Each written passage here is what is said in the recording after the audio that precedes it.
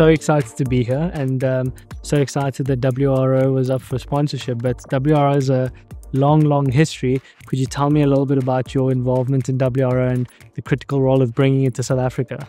Now, Care for Education has been the custodian of WRO for a number of years now. We brought it to South Africa in 2010. We felt that the children in South Africa needed a competition to be able to showcase what they're able to do, but also to test their skills and to see how well we do against the rest of the world. So we wanted a world competition, and World Robot Olympiad happened to be that competition. So we've been competing now for a number of years.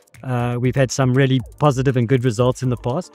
But more than that, I think it's the participation that the children enjoy, and just the chance, the opportunity to participate in a robotics event. So to test the kind of skills that schools are now starting to teach through coding and robotics. What's been the most memorable moment of this journey for you? Like some stories that you could give us? I think the story of change that I like the most is a story about the Crazy Divas. It's 3 young girls that came out of Attridgeville Township. Amazing. They attended an event in Malaysia. Their background was a background of poverty and didn't have the same advantages as everybody else. And they went to the competition with high hopes, never having traveled on an aeroplane, never have slept in a hotel before. And they thought they would do well in the competition, but they didn't do well. I mean, everything was against them. Everybody else had better equipment, better technology, and much more experience than they did. But what they did learn was that there was a community out there that cared about them and shared and brought them into the competition. And to watch their progress and to watch these girls grow and to see them so deflated in the beginning, but then building that self-confidence, self-belief, self-esteem, I think that's the biggest lesson I've seen. And then watching how 1 or 2 of those girls have gone on in life to become very, very successful in their own rights. So not only did they pass high school, but they passed high school well enough to go to university. And one of the girls has actually passed her 2nd degree.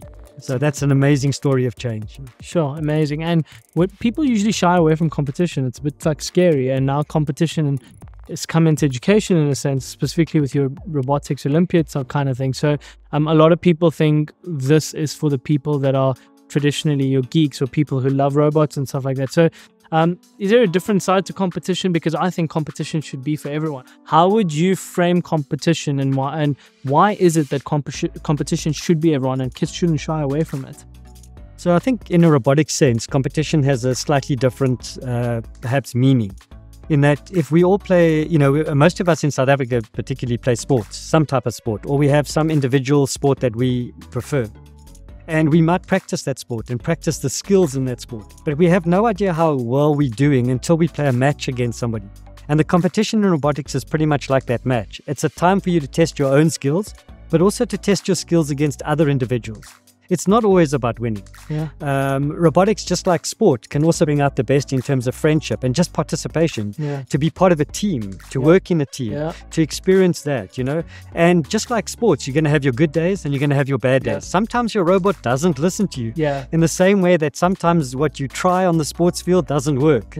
And your coach may be upset with you, So I think it's very similar to a match. I would say, I hope that we can turn robotics into more of a sport, rather than a geeky exercise that people that are only academic or maybe isolated or don't like to, those type of people. 100%. And I think the way the competition's structured and the way it's been done, it is very inviting, and it doesn't feel like, I'm not smart enough to compete. And I think the message is that any student can come and join and participate. And is the barrier to entry high, or is it very easy for a school that wants to compete in WRO? I think the barrier to entry is not that high. I think the important part is to have 3 people that are prepared to work together. And because it's a team, you don't all have to have the same competencies or same skills. So you can have one really good programmer in the group, but one really good builder in the group. So I think that's quite nice about this. It's a bit like having forwards and backs. Each of them have different skills, but together they make a great team. And I think the only barrier to entry is access to some type of robotic platform. And I think the important part here is that World Robot Olympiad is opening to all platforms. And the minute we do that, we lower the barrier to entry. And so everybody can participate. Amazing. Yeah, I think over the past few years, having entered the education industry, I think when I think of WRO, it's very synonymous with Lego and Lego sets. And so there's very exciting news around some of the developments of what the future of the competition is going to look like. And comment a little bit on that. Yeah, I think World Robot Olympiad is looking at diversifying, the competition and saying, well, how do we bring other platforms in? In software, for quite a long time now, open source has been quite popular. A lot of companies use open source. A lot of people develop in open source. Yeah. The community in open source is huge, So we've used open source software. Well, how about doing the same with robotic platform? How about opening up that platform? Let's bring other players in. The more players we have, the more we open it up to everybody, right? So again, we lower the barrier to entry. And there's some amazing technologies and developments in technology coming forward. If we limit it to one or two options, we limit what we can do. So the future has to be about working together and bringing in as many new ideas as possible. So Brent, WRO, explain it to me like I'm 5. What is the competition about? So the competition has various categories. Each category is slightly different. And so you might like one category over another category. Yeah. It's a bit like cricket, where you have 5-day cricket and you have 1-day cricket. It's the same thing, right? 20. Yeah, exactly. So we use the same bat and ball, which is the robotics kit, but we change the game. All right. So in Mission, we have a table which has a challenge, and you solve the challenge and get points for solving the challenge. In Future Innovators, it's an open category, a bit like a science expo, where you design a robot to solve a problem, and then you sell that robot to the judges by telling them about it, telling them how you put it together, showing them your teamwork and whatever. And then we have slightly more advanced categories where students solve even more serious challenges. So Future Engineers is where we'll have an engineering problem that they need to solve.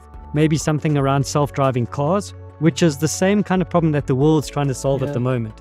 So we give them real life situations. And then just to make it a bit more sexy, we add robo sports. Okay. So there must be a sports element if we want to turn robotics into a sports program. So we have the sports challenge, and at the moment it's a doubles tennis match challenge. WRO is massive. I didn't know it was it had such a large participation globally, and I was amazed to hear some of the stats. So can you talk us about how big this is globally, and also where do you see this going? So WRO has grown to 94 countries in the world that are actively participating, 3 guest countries, so we are 97, almost 100. So we're close to 100 countries in the world. That's exciting, and I can see that growing over the next few years.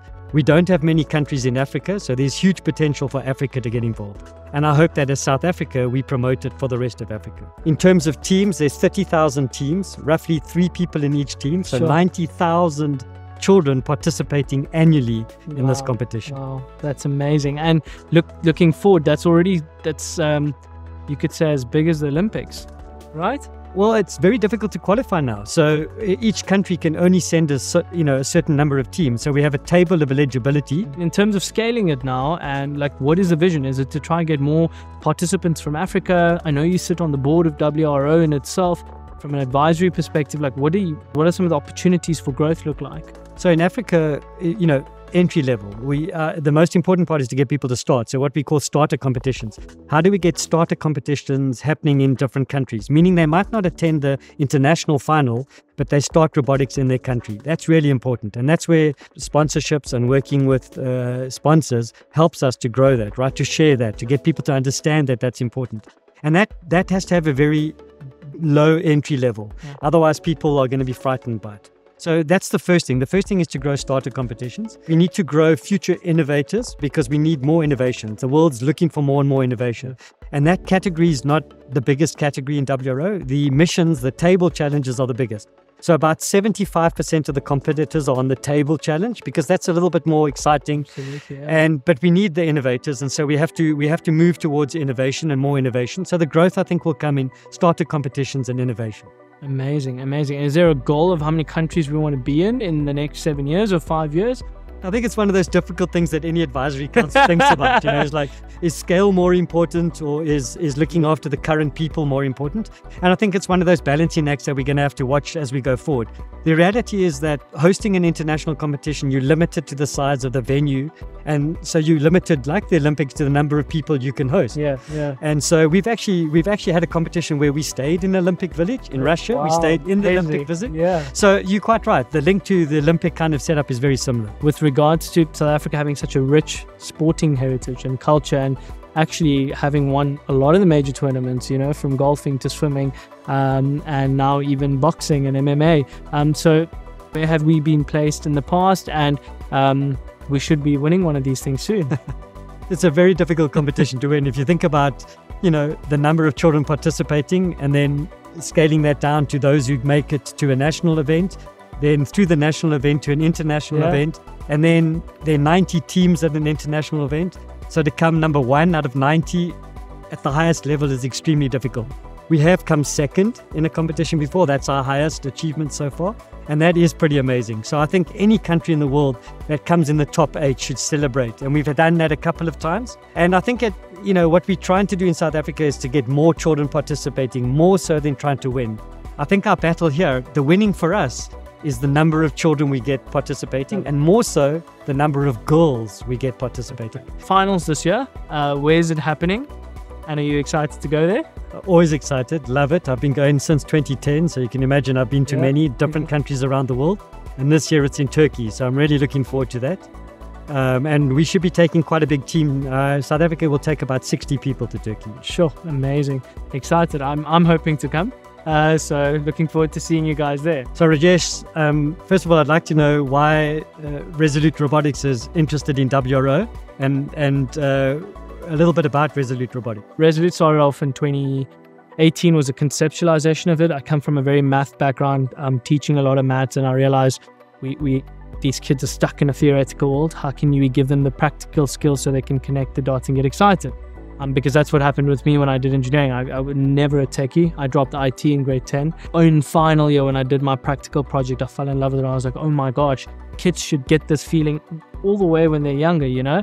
For me, when we had the startup idea, we thought of clubs, and we thought, how could we convey these complex knowledge the best way through video-based learning? And then so we started as clubs at 4 or 5 schools in 2019 officially. Then in 2020, we went full-time, and we thought this shouldn't be exclusive. And back at the day, robotics and maker spaces and all of these things were held at very exclusive spaces at schools that could afford it. And so for me, it was like always about how can we get this to everyone, and it has to be something in curriculum, and every kid should, because otherwise I probably had WRO and IT and robotics at school, but I would be in the sports field. I would have never gone. It doesn't matter even if someone told me. But I just wish if in my school or in my classrooms, or someone just told me to, hey, drag these couple of boxes and get that thing to move, I would have been like, oh my gosh, I could do this. For me, it's to give that child that experience from a schooling level. And so one of the biggest things we stand for at Resolute is how can we get every girl, every kid in a school to actually experience this and know that this is not just for the kids that have a high academic prowess or performing well, but it's for everyone. It's an opportunity. So we started rolling out these programs, and with our government's narrative of wanting to bring into the curriculum, it's been really good. So we're in about 300 schools now, across 6 countries. And my aim now is that now that we've built this base of injecting curricula and training teachers and kind of getting kids a bit more excited about this, the end goal is always innovation. With all of these things, I mean, teaching kids computational thinking is to be creative, to collaborate. Those are life skills, right? So for me, innovation is exciting. And when you put innovation and competition together, that's like an ideal mix, right? When I heard that there was a sponsorship, I was like, absolutely, we must partake in it. And when I heard that this is opening up not just to Lego robots, but to other stuff, I would love a competition that's product agnostic, not just Resolute products, but in general for anyone to come and compete. Every little student needs to have an opportunity. So I absolutely loved it. And I love your story. The fact that our sponsorship is not even going to host the event, it's actually going to sponsor some of the kids in the townships to also compete and get the same opportunity. I think it spoke so much into the narrative of what we stand for. And so for us, we would love for the Resolute schools to start competing and our competitions to start converging into WRO, and we just want to add to it. I think there's just so much need out there, and there's so much opportunity, and there needs to be more and more players speaking into this to give the kids the most opportunity to bring about innovations that doesn't leave the country and sits in America, but actually we become the future of innovation, not just in South Africa, but in Africa.